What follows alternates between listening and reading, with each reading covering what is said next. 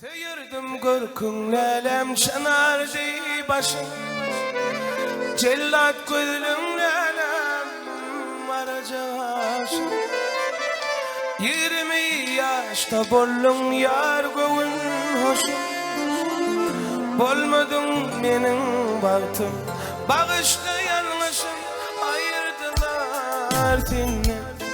Edepti korkumdan ağlama dünya, yaş dökme gözümden. Hediyelim buna menle, yanımda gün be gün, ağlama dünya, yaş dökme gözümden.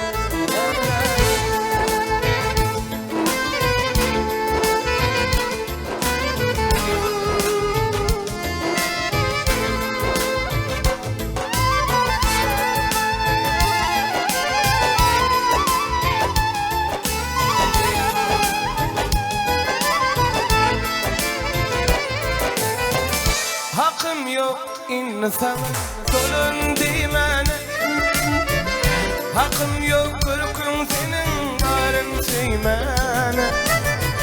Bir vefalıktan mecbur buldum kıymene, yalvarıyan idim bağışla beni, ayırdılar seni.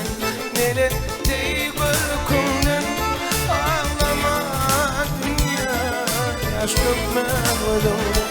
Hediyelim güne menle, sarılan gün be günden, ağlama dünya, yaş dökme gözümden.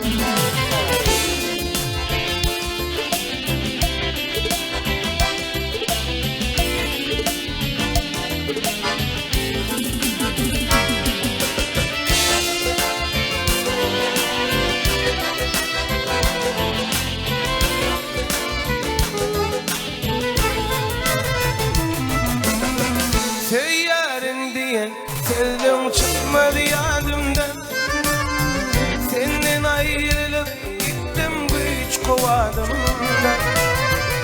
Bana çıkmıyor bu ayrılık odundan, yalvarıyan idim bağışla beni, ayırdılar senden. Nele ey korkumdan ağlama dünya, yaş dökme gözümden. Hediyeyle güne menle, yanımla gün be gün, ağlama dünya, yaş dökme gözümden. Ağlama dünya, yaş dökme gözümden.